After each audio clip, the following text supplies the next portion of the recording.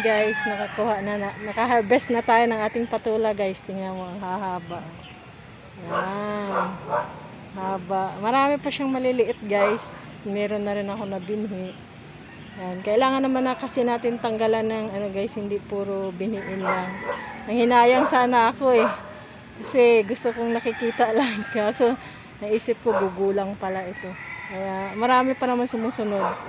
Kailangan talaga tayo, guys, tanggalan ng bunga yung ating patula para dumami pa siya. Kasi pag halimbawa hindi tinanggal, nagulang lang, limitado lang yung kanyang pagbunga.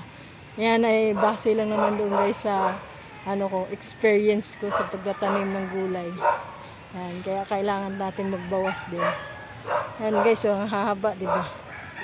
Yan. Yan, nakakatuwa. Ayaw ko sanang kuhanin kasi gusto ko nakikita araw-araw. Pero meron pa namang mga sumusunod. Yan. Diba? Ay, yung iba kong gulay, mga gulang na. Tatanim ulit tayo guys. Yan. Yan. Diba? Oh, dyan yung galing. Yan. Yan.